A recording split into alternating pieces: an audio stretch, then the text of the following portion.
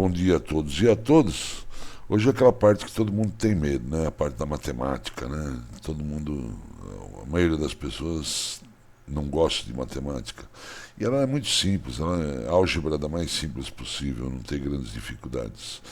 Encerramos aí o módulo 4 com toda a modelagem, comparando aí vários sistemas, tá? E teremos um quinto módulo, se necessário, para maiores esclarecimentos. Bom, existem algumas técnicas, nós vamos usar a metodologia do Veblen.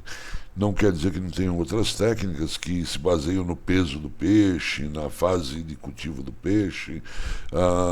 Existem diversos modelos, porém o modelo que nós vamos usar é a proposta do Veblen. Bom, aqui é de onde parte o nosso projeto, né?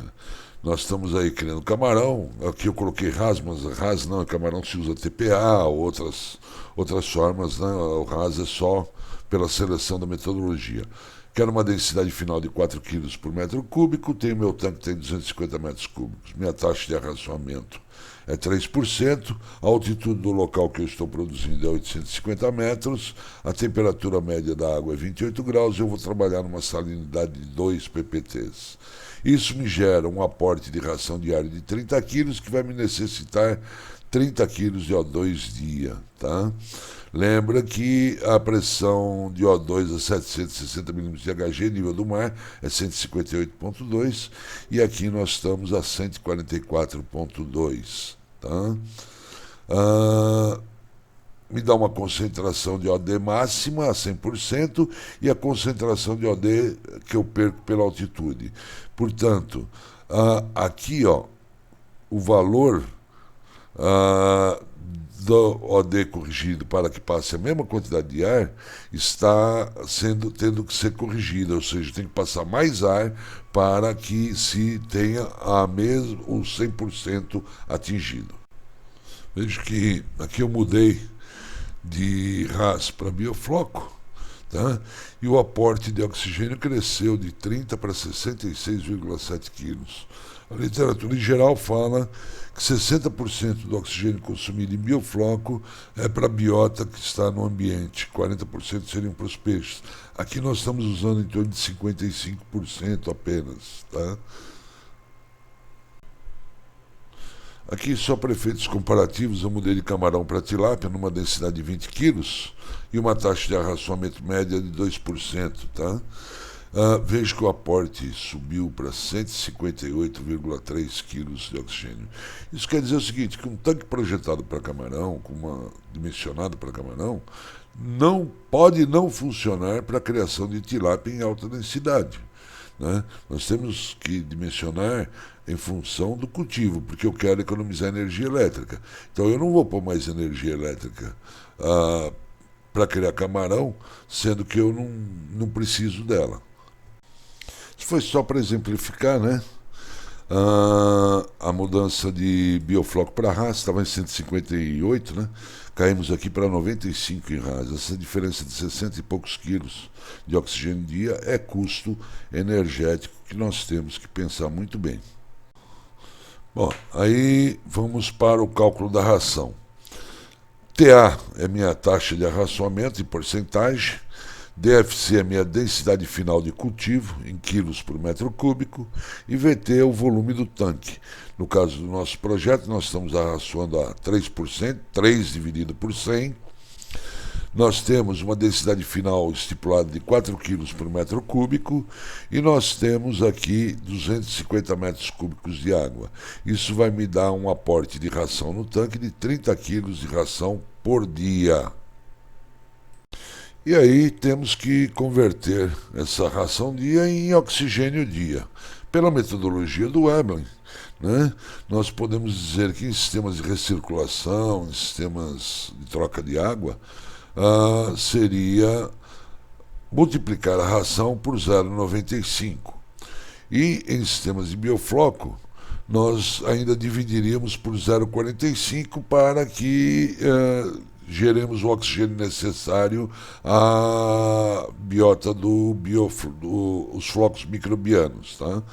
Nesse caso aqui, seriam 30 quilos de ração dia vezes 0,95, me dá 67 7 quilos para biofloco e me dá os 30 quilos para sistema de recirculação. Bom, aí chegamos nos fatores que influenciam a oxigenação. Um deles é a altitude. A altitude vai alterar a nossa pressão barométrica. Lógico que a pressão barométrica ainda sofre influências de chuva, de clima, de uma série de outras coisas, mas é uma influência muito pequena em relação à altitude. E nós podemos expressar que a nossa pressão barométrica é o antilog de 2,880,814 menos a altitude dividido por 19.748,2. Então, a pressão barométrica para o local em questão, ela é de 688,3 milímetros de Hg. Lembrando que até 20 mil metros de altitude, o oxigênio presente no ar é de 20,95%. A influência da temperatura e da salinidade nós podemos buscar por tabela, mas eu desenvolvi essa equação em que ela calcula diretamente a influência para facilitar o processo, né? Então, essa equação aí é uma equação de segundo grau, né? Onde nós informamos a temperatura, o T é a temperatura, S é a salinidade, e ela já nos dá o oxigênio dissolvido para o ponto de saturação a 100% naquela água, tá ok?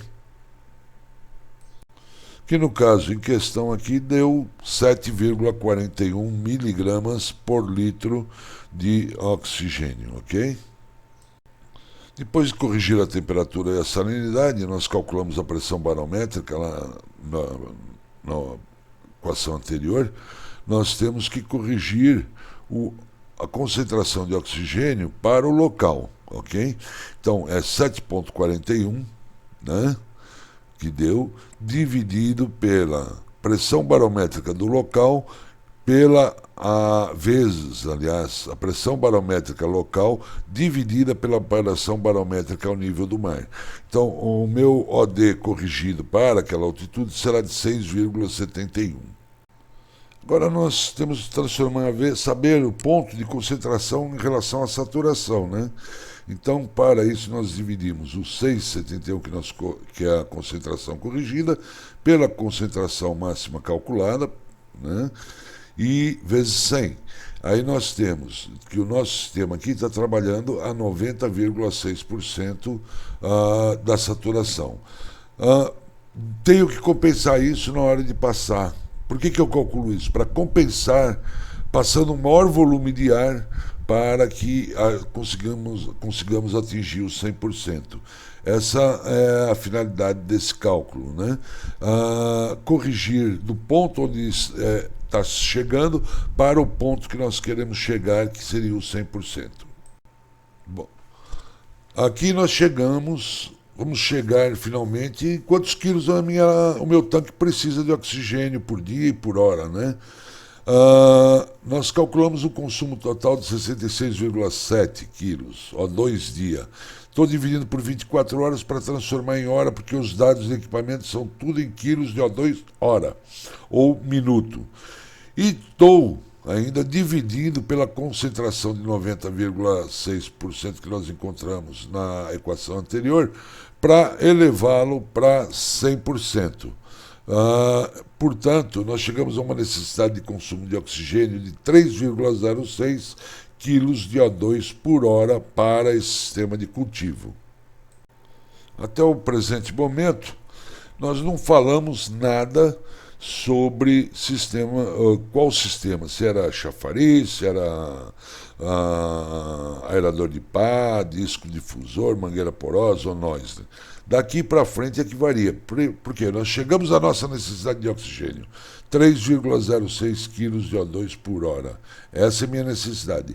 Cada equipamento vai ter sua característica, cada equipamento vai ter a sua energia gasta para isso, e cada equipamento vai ter seu rendimento dentro do sistema. Daqui para frente é que nós vamos começar a diferenciar um do outro. Os aeradores de pá e as bombas verticais, o chamado chafariz, eles têm a mesma metodologia de cálculo. É muito simples. Eu vou dividir o meu O2 hora pelo SOTR, Specific Oxygen Transfer Rate, dado pelo fabricante. Se o fabricante não tem esse dado, gente, é um produto que não foi testado de maneira técnica, de maneira correta, dentro das normas internacionais. Então, vocês devem procurar outro fornecedor. O fornecedor do equipamento tem a obrigação de fornecer o SOTR. Nas bombas verticais, nós temos uma variação aí de 0,3 a 24,4 e essa variação é em função da potência do equipamento. Quando nós dividimos a potência pela energia consumida, veja que já estabiliza o valor aí entre 1 a 1,3. E nos aeradores de pá, de 2,5 a 23,2, também em função da energia, da potência do equipamento, e o seu SAI fica aí na faixa de 0,8 a 2,2. Para tal, basta dividir o nosso necessidade de oxigênio hora pelo SOTR, dividido por um fator de segurança de 30%, que seria dividir por 0,7. Ok? Então nós temos aí que 3,06 dividido, por exemplo, por um de 2,5 que eu adotei, dividido por 0,7 vai me dar 1,75 equipamentos. Não existe 1,75 equipamentos, nós temos que arredondar isso para 2 e instalar 2 equipamentos. Nós também não diverge muito na maneira de calcular dos sistemas de aeradores de pá e do sistema de chafariz. Mesma coisa, consumo de oxigênio hora, dividido pelo SOTR específico de cada equipamento, ok? Dividido por um fator de segurança de 0,7, né? Então, no nosso caso aqui, nós temos os 3,06. Eu vou operar com esse noise numa pressão de 15 MCA, ele me dá um SOTR de 0,713 kg de O2 por hora.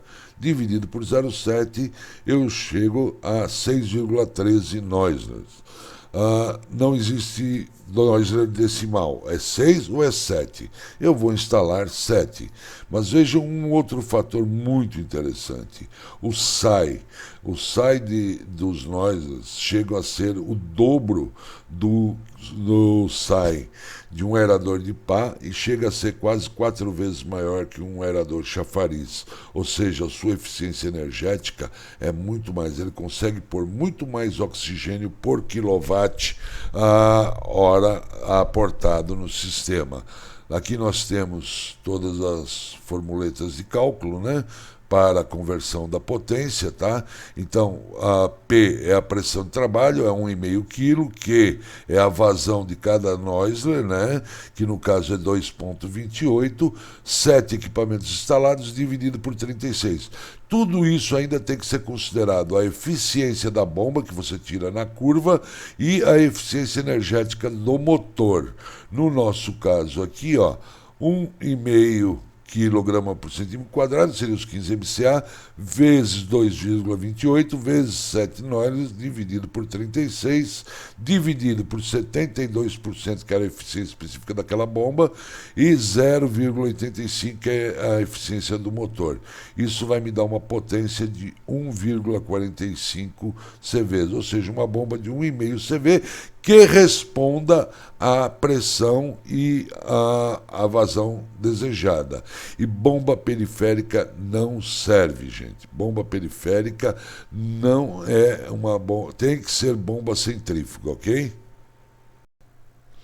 Chegamos aí nas mangueiras porosas e elas dão um pouquinho mais de trabalho que os demais modelos de oxigenação. Elas envolvem mais cálculos, correções, a engenharia reversa na hora de dimensionar o soprador e uma série de outras coisas que têm que ser cuidadas para o correto funcionamento da mangueira porosa.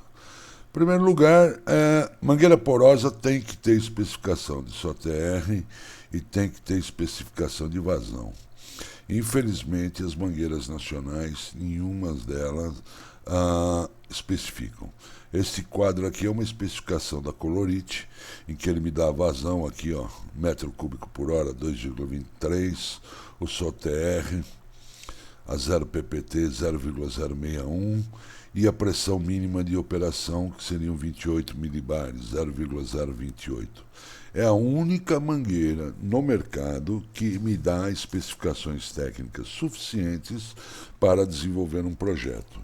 Já fizemos projetos aí com mangueiras que não deram certo e a hora que substituímos por uma mangueira colorite, ela acabou funcionando bem.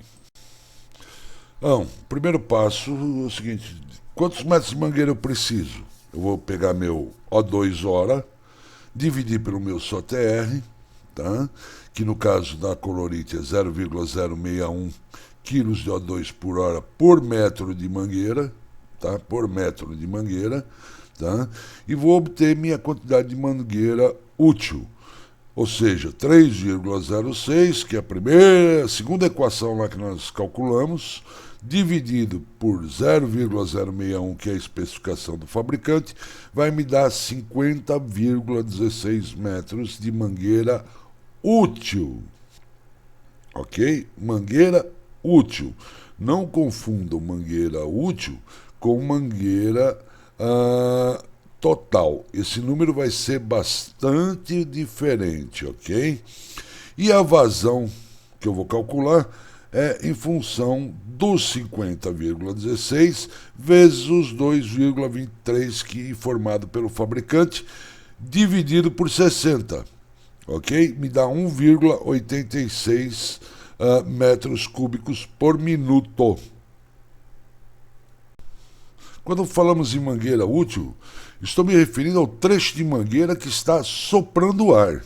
Não estou falando em mangueira total. Vejam bem, esse tipo de inserção, existem outros tipos, melhores ou piores, não vem ao caso aqui, ele come 6 centímetros, tá? De inserção aqui nessa ponta, aqui para a inserção da mangueira. São 2 por mangueira, ok? Então ele consome 12 centímetros de mangueira, que não é considerado mangueira útil, não está soprando. Então isso lá no final vai ter que ser corrigido e compensado. Vai ser calculada a minha pressão de operação, né? A minha pressão de operação é dada por HLA, a altura da minha lâmina de água em metros, vezes 1,1 para 1.100 para corrigir para milímetro, né? E mais um fatorzinho de correção aí adicional. Mas a pressão mínima de operação, que é os 28 milibares, é muito pequena, é quase que insignificante, mas está aí considerada. Vezes umas perdas de conexões que foram consideradas aí aqui como 80 mmCA. Ou seja, 1,1 metro de lâmina d'água vezes 1.100 mais 28 mais 80 vai me dar uma pressão de operação de 1.318 milímetros coluna d'água. A partir daí nós já podemos partir para o dimensionamento do nosso soprador. A escolha do soprador, a gente começa aí pela tabela de seleção geral da Aston, eu costumo usar a tabela da Aston, tá? Eu tenho aqui a minha vazão de 1,86 e 1.318 milímetros coluna d'água. Aqui é a linha da pressão e aqui é a linha da vazão. Bom, para essa condição, eu estou aqui 1.375 aproximadamente, tá? Estou perto de 2 e alguma coisa. 168.200.039 serve para a operação em questão, ok? Não conformado com aquele gráfico que é bem aproximado, eu vou no catálogo específico do soprador, do compressor radial, e vou usar essa curva vermelha aqui, ó, que está em vermelho, que é a curva de pressão. A partir dela que eu vou extrair os dados de correção da mangueira. Observando aqui o gráfico, nós vemos aqui, ó, essa linha cinza é 1.375, nós estamos em 1.318, convergindo aqui para o ponto da linha azul. E nós estamos acima de 2, vamos dizer, aqui é 2,5, aqui seria 2,1, né? Então, esse soprador, eu colocar aquela metragem de mangueira, ele vai trabalhar estrangulado. O soprador vai aquecer e podendo causar dano ao soprador. Eu tenho que corrigir a metragem de mangueira para que ele libere realmente os 2,1 metros cúbicos por hora. Caso contrário, vamos estar trabalhando estrangulado com possibilidade de queima do compressor. Como eu corrijo? Eu corrijo através dessa equação 14, onde a vazão do soprador no ponto de operação da pressão de operação dividido pela vazão total necessária vezes a quantidade de mangueira calculada lá anteriormente vai me dar a quantidade de mangueira útil corrigida, ok?